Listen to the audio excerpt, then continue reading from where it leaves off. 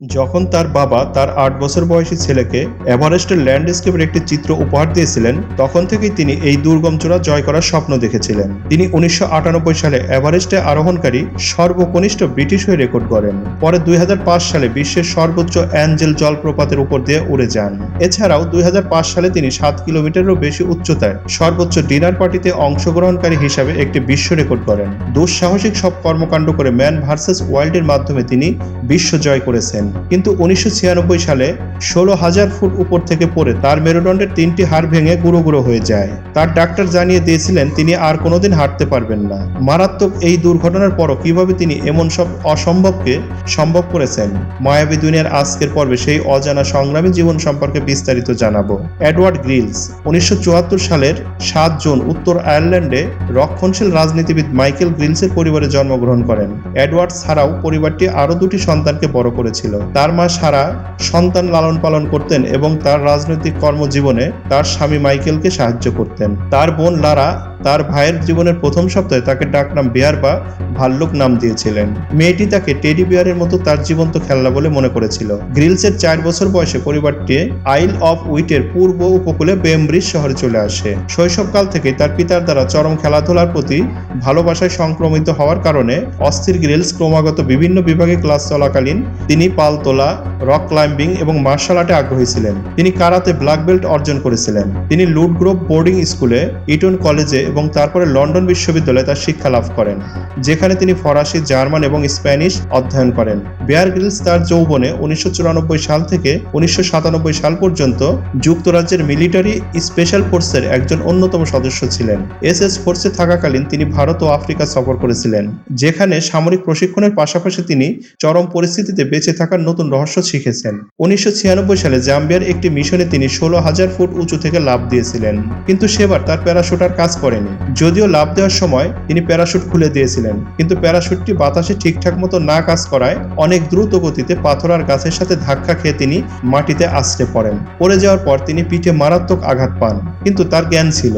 অনেকটা সময় পড়ে থাকার পর তার সঙ্গীরা তাকে আফ্রিকার একটি হাসপাতালে নিয়ে যায়। এক্স-রে রিপোর্টে দেখা যায় তার ৩টি মেরুদণ্ডের হাড় ভেঙে গুঁড়ো গুঁড়ো হয়ে গেছে। ডাক্তার জানিয়ে দেন বিয়ার গ্রিলস আর কখনো স্বাভাবিক হতে পারবেন না। তিনি ১ বছর হাসপাতালের বেডে শুয়ে চিন্তা করতেন সে হয়তো কোনোদিন সুস্থ হতে পারবেন না। তার জন্য বেঁচে থাকাই কঠিন হয়ে গিয়েছিল। বিভিন্ন নতুন নতুন জায়গায় ঘুরে বেড়ানো এবং নতুন নতুন অ্যাডভেঞ্চার উপভোগ করার স্বপ্নই তাকে বাঁচিয়ে রেখেছিল। তিনি ভাবতেন এই একটি আঘাত তার স্বপ্ন কেড়ে নিয়েছে। এসব ভেবে তিনি রাতের পর রাত নির্ঘুম কাটিয়েছেন। হতাশা তাকে ঘিরে ধরেছিল। প্রায় ২ মাস হয়ে গিয়েছিল, কিন্তু তার মধ্যে সুস্থতার কোনো লক্ষণ দেখা যাচ্ছিল না। মনে হচ্ছিল যেন তিনি আরো অসুস্থ হয়ে যাচ্ছিলেন। মনোবল হারিয়ে ফেলছিলেন। তার কোনো কিছুই ভালো লাগতো না। অল্পতেই কান্না চলে আসতো। সবাই ভাবতো বেয়ার একজন পজিটিভ মাইন্ডেড লোক, সে যেভাবেই হোক ফিরে আসবে। একদিন রাতে শুয়ে তিনি দেয়ালে টানানো একটি হিমালয়ের ছবি দেখছিলেন এবং তার মনে পড়ল তার বাবার খুব ইচ্ছে ছিল সে পর্বত জয় করবে। সে রাতে তিনি একাই ছিলেন, তার আশেপাশে কেউ ছিল না। অনেক কষ্টে তিনি ছবিটি নামিয়ে ধুলো পরিষ্কার করলেন। এরপর তিনি চিন্তা করলেন তিনি হিমালয় পর্বত জয় করবেন। এই চিন্তা করতে করতে ঘুমিয়ে পড়েন গ্রিলস। হঠাৎ একদিন তার দাদির একটি কথা মনে পড়ে গেল। তার দাদি বলেছিলেন বেয়ার, জীবনে যা কিছু হয় ভালোর জন্যই হয়। গ্রিলস চিন্তা করলেন ঠিকই তো, এই দুর্ঘটনায় তিনি মারাও যেতে পারতেন। সৃষ্টিকর্তা হয়তো তার জন্য ভালো কিছু রেখেছেন। এরপর থেকে তিনি আর কখনো কি হাঁটতে পারবেন, স্পেশাল ফোর্সে কি ফিরে যেতে পারবেন, এসব চিন্তা হাওয়ায় মিলিয়ে যায় এবং সাথে সাথে তার ডিপ্রেশন কমতে থাকে। শরীরের আগে তিনি তার মনকে সুস্থ করতে শুরু করলেন। মন সুস্থ হওয়ার পর থেকে তার শরীরে উন্নতি হতে থাকে, তার হাড়গুলো জোড়া লাগতে থাকে।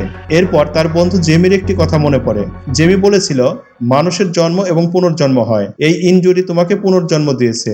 এরপর তিনি প্রতিজ্ঞা করলেন তিনি মাউন্ট এভারেস্ট জয় করবেন। তার স্বপ্ন পূরণ করতে ২৫ লক্ষ টাকার প্রয়োজন ছিল। অনেক কোম্পানির কাছে আবেদন করেছিলেন, কিন্তু কেউ রাজি হয়নি। তারপরও তিনি থেমে যাননি। আরো অনেক লোকের সাথে কথা বলেছেন।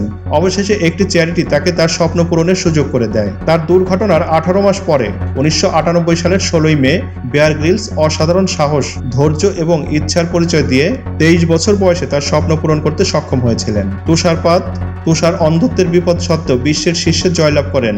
অক্সিজেন অনাহার, ডিহাইড্রেশন, তুষার ঝড় এবং কুয়াশার মধ্যে দিয়ে এই এভারেস্ট জয় করার সময় তার চোখের সামনে তিনি তার 4 জন সহকর্মীর মৃত্যু দেখেছেন। তিনিও দুবার মরতে মরতে বেঁচে যান। এভাবে তিনি ব্রিটেনের সবচেয়ে কম বয়সী হিসাবে মাউন্ট এভারেস্ট জয় করেন। এরপর থেকে বিভিন্ন সেমিনার থেকে তাকে ডাকা হয় এবং তাকে নিয়ে বিভিন্ন ডকুমেন্টারি বানানো হয়। অবশেষে ডিসকভারি থেকে তাকে সেই সুযোগ দেওয়া হয় যার কল্যাণে তিনি বিশ্ববিখ্যাত হয়েছেন। ম্যান ভার্সেস ওয়াইল্ডের মাধ্যমে বিশ্ব তাকে চিনেছিল। এরপরের ইতিহাস সবারই জানা। 2003 সালে 5টি উপগ্রহের একটি দলের অংশ হিসাবে তিনি ইতিহাসে প্রথম ছিলেন যিনি একটি স্ফীত নৌকায় উত্তর আটলান্টিক মহাসাগর পাড়ি দিয়েছিলেন। 7.5 মিটার পর্যন্ত তরঙ্গ উচ্চতা এবং প্রতি সেকেন্ডে 20 মিটারের বেশি বাতাসের গতিবেগ সহ 8টি ঝড়কে পরাস্ত করে হিমশৈলীর সাথে বিপজ্জনক মুখোমুখি এবং ভয়ঙ্কর ঠান্ডা সহ্য করে তারা তাদের গন্তব্যে পৌঁছেছিলেন। এই চরম সমুদ্র যাত্রার জন্য ভাল্লুককে রিয়ার অ্যাডমিরাল পদে ভূষিত করা হয়েছিল এবং পরবর্তীকালে meeting with the ice ocean বইতে তার অনন্য অভিজ্ঞতা বর্ণনা করা হয়েছে। যে কোনো মূল্যে বাঁচা সিরিজে বেয়ার গ্রিলসের পরবর্তী ঝুঁকিপূর্ণ উদ্বেগটি ছিল ভেনেজুয়েলার গ্রীষ্মমণ্ডলীয় বনাঞ্চলের সর্বোচ্চ প্রায় 1 কিলোমিটার অ্যাঞ্জেল ফলস জুড়ে 2005 সালে প্যারাগ্লাইডিং ফ্লাইট। একই বছরে তিনি একটি বিশ্ব রেকর্ড স্থাপন করেছিলেন। তিনি মাটি থেকে সর্বোচ্চ 7.62 কিলোমিটার উচ্চতায় একটি ডিনার পার্টি করেছিলেন। দুটি সাহসী বন্ধুকে একটি বেলুনের নিচে ঝুলিয়ে রাখা টেবিলে আমন্ত্রণ জানিয়েছিলেন। 2007 সালে গ্রিলস আরেকটি অবিশ্বাস্য কাজ করেছিলেন। হিমালয়ের বিপজ্জনক এবং সুন্দর পর্বত ব্যবস্থার উপর একটি প্যারামোটর ফ্লাইট।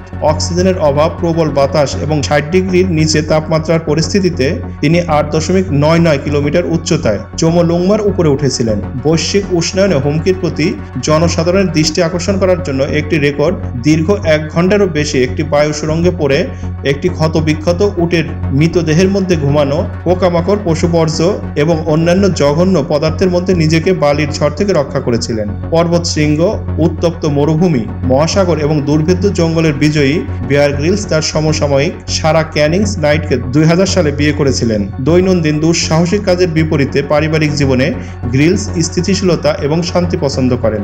স্ত্রী তার স্বামীর অস্বাভাবিক বিনোদনে অভ্যস্ত, তাই তিনি গ্রহের বিপজ্জনক কোণে তার প্রিয়জনের ঘন ঘন ভ্রমণে বেশ শান্তভাবে প্রতিক্রিয়া জানান। তাদের 3টি পুত্র রয়েছে। জেসি 2003 সালে জন্মগ্রহণ করেন, মারমাডুকে 2006 সালে এবং হাকলবেরি 2009 সালে জন্মগ্রহণ করেন। পরিবারটি লন্ডনে টেমসের একটি ভাসমান বার্জে বাস করে এবং ওয়েলস উপকূলে সেন্ট টুডভাল দ্বীপের মালিক। গ্রিলস স্ত্রীর সাথে এবং বাচ্চাদের সাথে একটি এটিভি চালাতে এবং একটি ল্যান্ড রোভার গাড়ি চালাতে ভালোবাসেন।